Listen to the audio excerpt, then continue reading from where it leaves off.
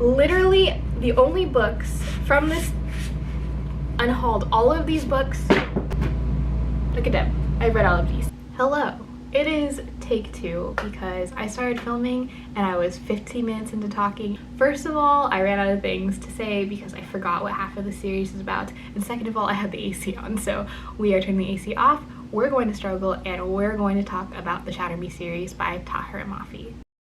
So about 12 hours ago, I put up this poll on Twitter asking you guys if you want me to do a video on the Shatter Me series, and hilariously I also put an option that said to just admit that I'm Kenji Trash. So hi, I am Kenji Kishimoto Trash. If this is the only reason you came here for that video, congratulations, you can now click out.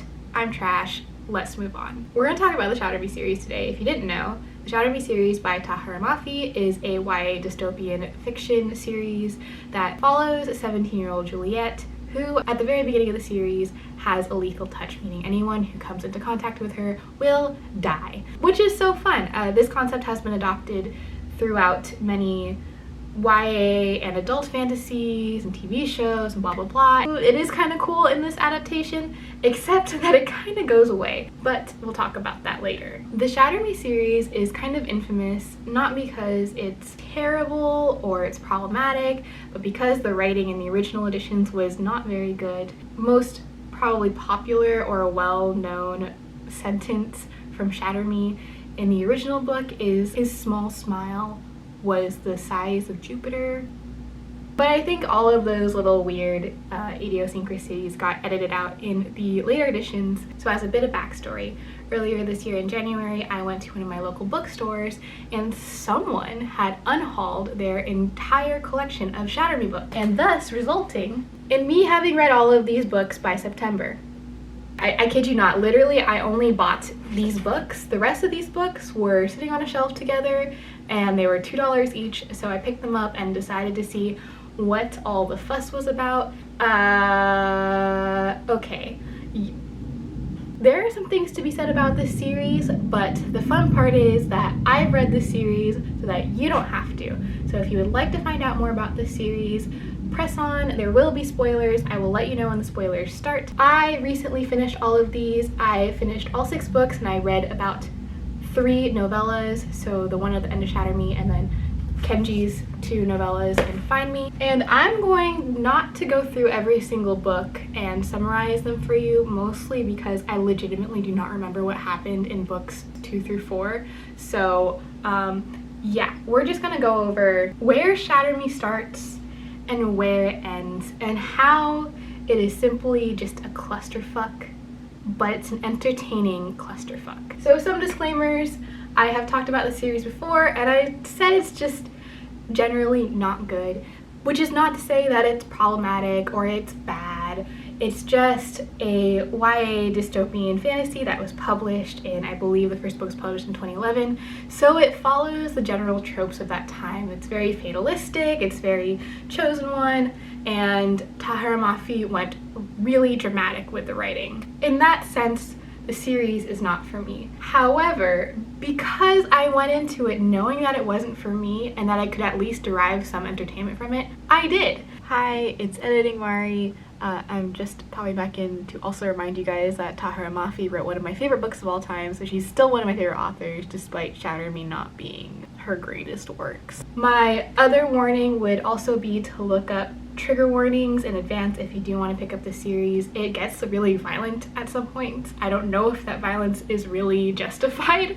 Honestly, I always kind of laughed when there was a lot of needless, very gory violence. Yeah, I would look those up in advance. But without further ado, let's get started on chatting about the Shatter Me series. So we're going to start with book 1, which is Shatter Me. We start in a prison where Juliet is being kept because her fatal touch has accidentally killed a young boy. The government has seized control of her because she is this super powered being who is lethal and they want to keep her under control. More interestingly, Warner wants to control her to use her as a weapon for war and all of the other things going on. And then there's also Adam, who is an undercover dude at this military academy prison thing. who is there to save Juliet for reasons I don't remember. But yeah, the general concept of the world is that the society has fallen apart in general. Earth has devolved into having things like supreme commanders. There are no countries. There is one major language per like sector. It's kind of like continents, but not quite. All of the power is with the supreme people, and the poor people have absolutely no power. In the beginning of the series, Juliet is one of these poor people, and she also has these superpowers, and that's how she falls into the hands of the government. By the way, the spoilers are starting now. Towards the end of this book, Adam actually breaks out Juliet. They run away and they meet Adam's little sister, Adam's brother James, and they run away and find a place called Omega Point, which is a sort of safe haven for a bunch of people like Juliet who have these mysterious powers that are never explained how those powers came to fruition outside of Juliet. But again, that's part of some of the shrug parts about this series. My boy Kenji is also introduced in this book, but he's not given a very important role. He is later revealed that he also enlisted in the military academy so that he could help break Juliet out, because apparently everyone knows about Juliet and she's a super interesting person to have on your side because she has that lethal touch and everything. That is what happens in Shatter Me. I can't tell you what happened in these 3 books. Like if you said, Mari, what happened in Ignite Me? I cannot tell you. I can just tell you that in these 3 books, the general gist of what happens is that Juliet starts trading at Omega Point with all these other people who have superpowers, and Warner is still out there hunting for her. She learns that Adam and Warner have the ability to resist her lethal touch, and so love triangle ensues because conveniently the 2 boys she's interested in are the only 2 boys who can resist her lethal touch. Eventually Omega Point gets like found by the government, and so they have to find a new place to stay. And then Warner becomes one of the good guys. He rebels against his dad because he's got daddy issues. What's new? I think at some point during these 3 books, Adam, who is the original love interest, falls to the wayside. He just doesn't really appear in Juliet's mind anymore. She is just full-on Warner, and it's hilarious to see this happen because it's not really subtle at all. It's like literally her thoughts are Adam, and then suddenly it's Warner. I'm like, girl, you were obsessed with this dude for like 3 whole books, and then Warner does like 1 little butt wiggle and you're like, woo, I'm Warner now. Okay, sorry, we had to take a break to put on the AC for a little bit because it's roasty toasty, it's hurricane season right now, and I am not surviving very well. But during our break, I got to brush up on Restore Me, which is where the plot really devolves from what you would have ever thought it would have been in the first book. At the end of the last book and the beginning of this book, Juliet has murdered the Supreme Commander of North America, who is also Warner's dad. She like straight up just puts a gun to his head and goes boom, and that is how this great Supreme Commander is brought down. And it's ridiculous, let's just be real. I just remember laughing. There was a lot of laughing through this little story arc because not only does she take down the Supreme Commander with like very little fight, there was honestly no fight, but she also then herself becomes the Supreme Commander of North America. This like 17, maybe 18-year-old girl at this point is the Supreme Commander of North America. She's unstable, she's totally unhinged, and she has absolutely no experience in politics or just running a country or even really taking care of herself, and she is the Supreme Commander now? So in Restore Me, we follow the kind of like the chaos that ensues because she really thinks that she can do this. She thinks that she can be the Supreme Commander of North America as an 18-year-old girl, and it's hilarious to see her really take it seriously, even though no one else takes her seriously, and she should not trust anyone. She just kind of like is like, oh yeah, I am Supreme Commander now, I have power, you will listen to me. No, it's not that easy, honey. And at the very end of the book, we find out how not easy it is because she has a symposium, which I think was not the most appropriate use of that word, because when I think symposium, I think of like a long drawing talk by a scientist, and she was just there to make an announcement as the new Supreme Commander of North America. Of course, there's an assassination attempt. Of course, there's an ambush by the rest of the leaders. No one wants to see this kid be the leader of North America. She has absolutely no right. So at the very end, she's ambushed, and it turns out that Juliet has extra freaking power. I think it's actually explored a lot more in the other books, but Juliet suddenly becomes like literally the most OP person on Earth. She has super strength. She has like a scream that can rip through concrete. She can control her lethal touch, so she can like turn it off and turn it on, and that's how she can get it on with Warner. Somehow at the very end of this book, she like literally murders all 600 people in the symposium. The only redeeming part about Restore Me is that we are introduced to more characters. So all of the Supreme Commanders had kids at the same time or something like that, I guess, and they're all like Warner's friends. And the only one really worth mentioning is Nazira, who is the daughter of the Supreme Commander of Asia. And most importantly, she becomes a love interest for Kenji Kishimoto, and Kenji finally has more of a personality outside of being Juliet's best friend. And then we finally move on to Defy Me, which is the 5th book in a 6-part series, and she has just murderedly murdered 600 people at her symposium, and people have gotten shot, and there's all this chaos, and they kind of have to deal with the fallout of that. Again, not very interesting, except that we get Kenji point of views. So besides the Kenji point of view, this series kind of extremely devolves from where it originally set out to go, in that there is this weird 3rd act reveal of secret or past identities. Essentially, Juliet is not Juliet. She's actually Ella Sommers, and her parents were like the original Supreme Commanders of Oceania or something like that, so like Australia kind of area. And it turns out that Warner and Nazira and all of the other kids of the Supreme Commanders were friends with Ella when she was younger, but when Ella got turned into Juliet, they all got their minds wiped and no one remembers Juliet. The only point I saw personally to this whole, she's not the person that we all thought she was thing was to further the Juliet Warner agenda, because it is emphasized, heavily emphasized, no matter how many times they like reset Juliet, she falls in love with Warner. Like, that's the point they're trying to make. They also introduced the fact that she also had a sister named Emmeline, who is even more powerful than her, but her body could not handle all of the powers that her parents like genetically modded her with, I guess, and she's like in a test tube now trying to get help from Juliet/Ella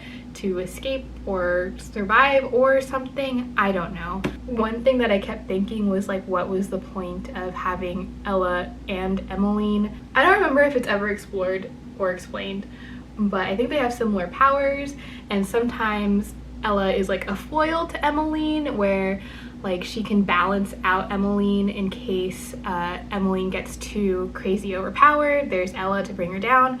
But apparently Ella is also a failsafe, so in case Emmeline isn't able to do her job, Ella can execute it. It is not consistent in the explanation. Obviously, it's pretty much only done for like dramatics and also the Juliet Warner agenda.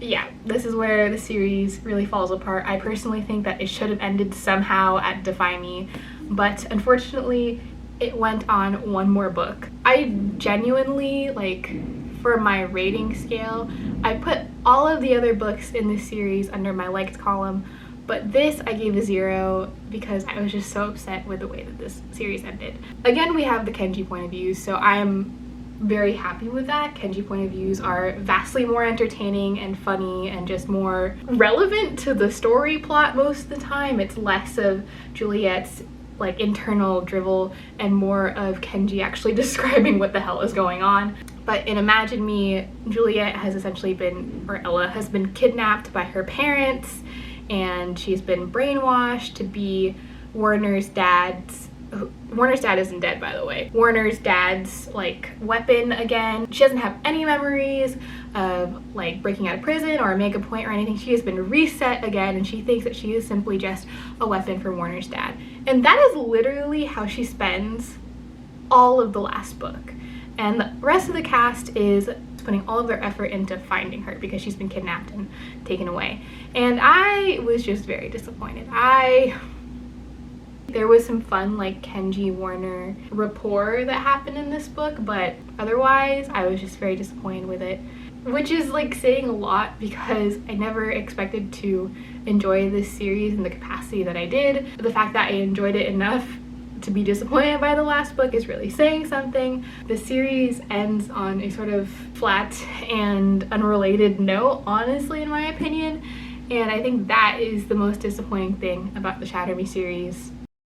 Do I recommend the series? The answer is no. I mean, there are better YA dystopian fantasies out there that are definitely a lot more consistent with the storyline. It makes sense. You can see the bigger picture throughout the series, whereas the big picture for the Shatter Me series just changes frequently. There's so much going on and it's just so dramatic. That being said, if you want something to read that's just very entertaining, it doesn't make a lot of sense, it's just very dramatic and that's what you're here for, then pick up the Shatter Me series. That's what I picked it up for, and I had a pretty fun time. I also walked away with a comfort character. We are now in the part of the video where I am talking about Kenji Kishimoto, so if you don't want to see me being thirsty, click out now. Kenji Kishimoto! Kenji is, as I explained earlier, an Omega Point character who comes to rescue Juliet in the first book, and throughout the series actually becomes her best friend. He's like the only male main character that's introduced who doesn't really fall in love with Juliet, which is really cool. That's one of the things I really appreciate about Kenji, is that he just becomes like a big brother to her, and he is that way for her throughout the entire series. Kenji has Juliet's back. He believes that deep down she's a good person or whatever and wants to help her with her cause. Otherwise, important things to know about Kenji, because he's the only character that matters in this series. He has a superpower as well. He can turn invisible, and he eventually learns how to turn other people invisible, which is super cool. It's very helpful when you're kind of sneaking around, hiding from the government kind of thing. He's very sarcastic and quippy, and he has a very fun, kind of loud personality that I personally gravitated towards, because after pages and pages of Juliet's very pessimistic, self-loathing drivel, it was very refreshing to have Kenji come onto the page and be like, we're in a really shitty situation, but I'm gonna be a goofball and make light of everything. And then also just him being there, being a backup, a big brother figure, a supportive person, was just chef's kiss. I'm holding up this book in particular because these are the two novellas that Tahereh Mafi published that are from Kenji's point of view, so if you only want to read things that are from Kenji Kishimoto's point of view, this is the one. Some may say that I was obsessed with Kenji Kishimoto because I was imagining him as Ryan Potter the entire time I was reading it. Some may say that I just have a really soft spot for soft boys. But either way, Kenji Kishimoto, #1 comfort character. I know this wasn't a really comprehensive video, and I didn't really intend it to be, mostly because I don't remember some of what happened in the series, and it just comes back to me like when I'm like, oh my god, that really happened in the series. But I hope you enjoyed anyway. I hope that this saved some of you from the curiosity and then having to spend time reading the series. Again, I don't think the series is for everyone. I think it can be enjoyed, but in like certain moods. This is out of order now, but I'm still gonna hold up the stack. Thank you for joining me while I talked about my new guilty pleasure series. If you've read Shatter Me and you have thoughts on it, please leave them below. I would love to hear it. Even if you like absolutely hated it, I don't mind. I totally understand. If you loved it, also leave a comment down below, because I totally want to hear what you loved about this series as well. I think that there are redeeming qualities to it, and honestly, we all have our guilty pleasure series, and this is mine. So otherwise, I don't really have much else to say. Thank you guys for tuning in and for humoring me once again. I hope you have a wonderful rest of your day. I hope you have a wonderful rest of your week, and I'll see you next time. Bye!